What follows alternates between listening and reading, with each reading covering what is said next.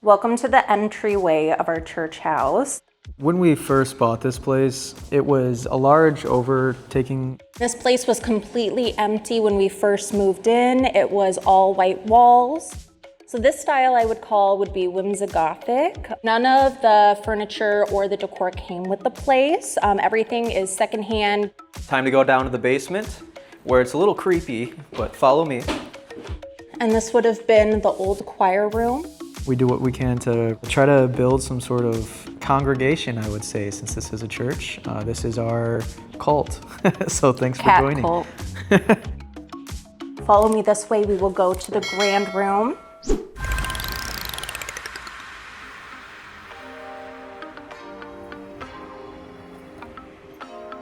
Hi, I'm Kyrsten. Hi, I'm Evan. Welcome to our home, formerly a church built in the 1800s.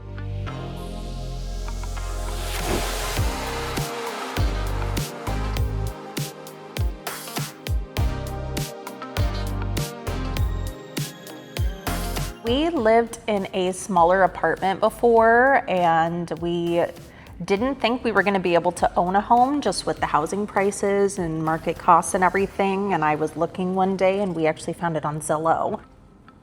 So it was built in 1881. It was Swedish missionary for a little bit. And then the tower part, so the attic space, was not actually built until I think it said 1917 or so.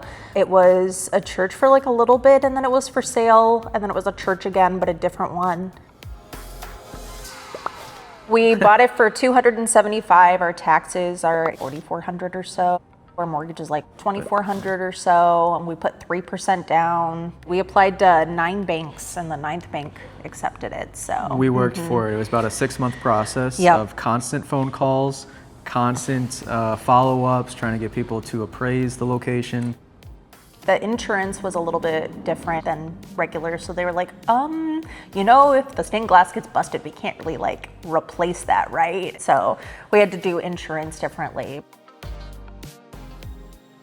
We've had a lot of 12-hour days of manual labor, cleaning, sweeping, mopping, dusting. Yeah, we do all the cleaning ourselves. Like, we keep it pretty good, but it's just a lot of vacuuming because of the cats, especially because 7 cats. That's a lot of fur. I would challenge you to try to find all 7 of our cats as you walk through this video. It's like a nice 5, but all 7. This one's Binks, and then we have Fox, which you won't see. We have Hannibal, Sagwa, Bruce Wayne, Seraphim, and Fenrir.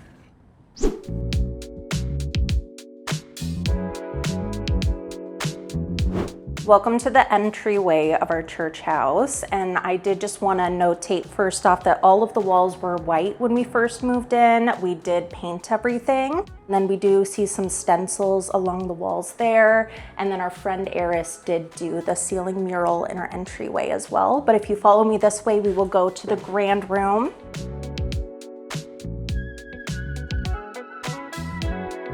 This place was completely empty when we first moved in. It was all white walls.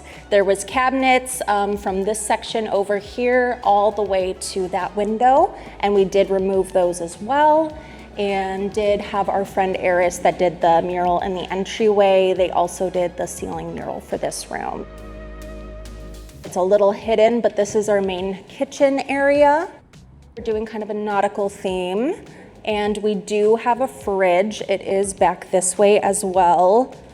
People always want to make sure that we do have a fridge.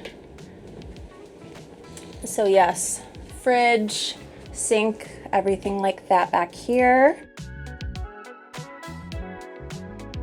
Sherwin-Williams actually has a line of historic colors, so some of the basement colors are historic. And then I also went online and looked at, like, I referenced like Hearst Castle, like a lot of like older historic, like this kind of 1800s era, to see kind of their designs. A lot of churches, especially back in the day, they would use blue, so blue was really common. This room, when we first moved in, I bought 10 gallons. This is Celestial Blue, for anybody who wants to know, by Glidden, and it was like $250, which is not bad. Yeah, this room continues as you look up, and we wanted the clouds feel to kind of be just an everlasting ability to flow up into the space. And this is our more relaxing space. We have our TV, we watch movies, hang out with the cats here every night, eat our meals. We're kind of TV dining people, so we'll watch our shows and whatnot in here while we eat dinner and just get to marvel in the grand space. None of the furniture or the decor came with the place. Everything is secondhand, Goodwill, Facebook Marketplace, thrift stores. And our grand dining table, I think, is probably my favorite find. We got this guy for $500. That old bookshelf back there, that was made out of an old church pipe organ. Then all the art is secondhand. It's all garage sales, Facebook Marketplace, Goodwill, oddities, festivals, stuff like that. So this style I would be whimsi-Gothic, or maybe some dark academia museum mix as well. I do look up Gothic a lot, but just with the colors, I'd say it's more whimsi-Goth. And then I thought we would add him right next to the original window here, obviously, as it looks great with the colors. This is an old desk I got for $25 off of Facebook Marketplace as well. We've added all of the art from Goodwill and Marketplace around it to try to bring in that old dark walnut wood color. And then if you see here, these are some original pews I got from another church. They were from, I think, Wisconsin. They were not from here, but I looked for a long time to find pews, and I found that they had fabric on them, which is not normal, so I thought that was pretty cool. But they line up perfectly with the double stained glass windows here, so it truly was meant to be in that area. And then we also have the matching lion coffee table to our big dining table over here too. I do some aerial silks, so that's what this is. People are always really curious about what is this hanging from my ceilings. And then I do have an old church pulpit back here.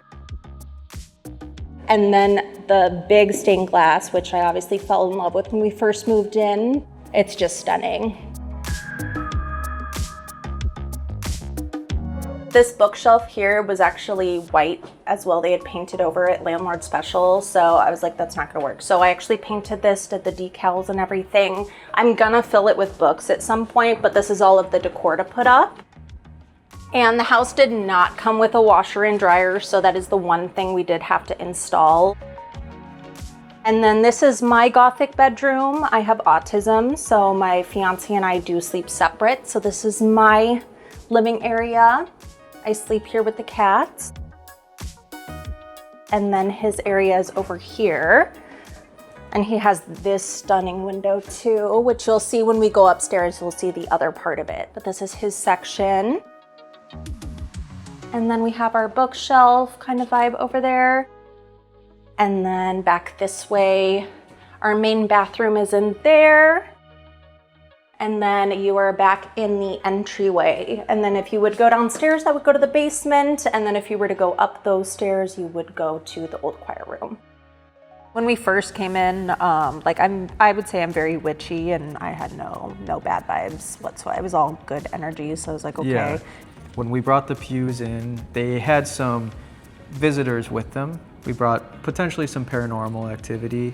The items that we bring come with some stories and maybe some attachments, and we kind of feel them around the space and they dissipate over time. Our cats keep them at bay. I think, yeah, the more cats we have, there's not as much, you can't really be bad vibes when there's this many cats. All right, time to go down to the basement where it's a little creepy, but follow me.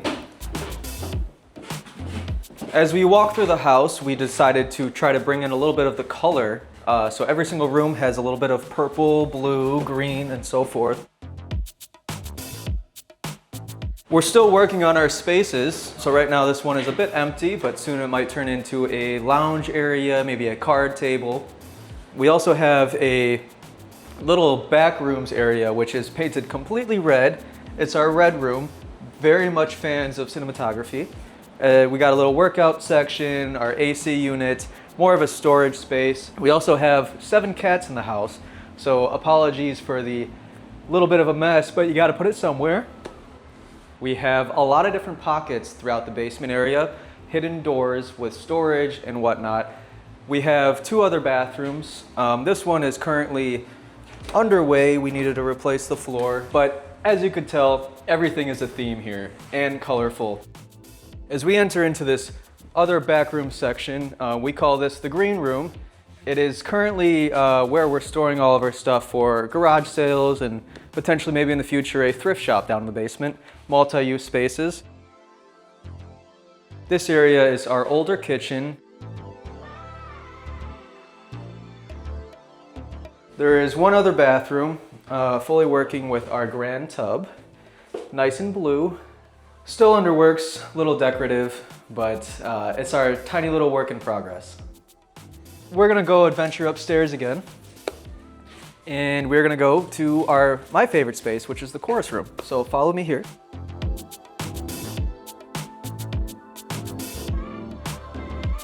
When we enter to the attic space, or the chorus room, you'll see a lot of these lights up above. We actually got a lot of our artwork from a local Chinese restaurant that closed, and they're gracious enough to give us their entire selection of lights. Kyrsten will be walking you up into our chorus room and giving you the grand tour, as well as our attic space. And there's quite a bit of projects up there that we'd like to continue. And then if you follow me upstairs, this is the old original choir room. The upstairs attic was actually built in 1917, so when we go upstairs to the top level, that was not original. And this would have been the old choir room, so this would have originally been here, and then they built the tower, which is this section, later on. If you follow me this way, you can actually see the big room we were just in before and get a whole view from there. And then this way. These are all original choir chairs. They did leave these for us, and then they did make frames out of the rest of the backing. So we do plan to repurpose those later on. We do have a friend that's gonna work on those for us. And then we saw this below in the bedroom area. That is the top part. And we're gonna make this into a movie room, library, office space later on. We just have to find the right furniture and everything as well. And then if you follow me to the attic, and this is the attic space. That would go back into the ceiling, which is all unfinished. And then you could go up there. It's a kind of unstable platform where they have like a mattress. So that is the attic space.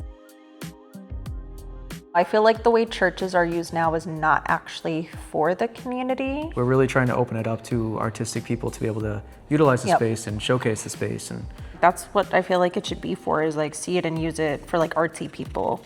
Because I feel like it's so hard for like art people to like get access to spaces, especially like this. when we first bought this place, it was a large overtaking. It was as is, so we first had to clean it. I would say your best approach, and what really helped us, is create one space that works for you, that you can live in. Yeah, start with one. Start with a corner, make that livable, make that comfortable, make that a homey location for you to kind of be able to go back to. And as you explore the other spaces, know that you have some space that you could always fall into. Having pets around in your home really helps bring some life to the area. Yeah, rescue cats. We do what we can to rescue cats and try to build some sort of congregation, I would say, since this is a church. This is our cult. So thanks Cat for joining. Cult. If you like this week's episode, please make sure to like, share, and subscribe. And check back soon because we have new unique home tours publishing all the time. And if you'd like to join our team and get access to members-only content and unique perks, make sure you click on the join button below.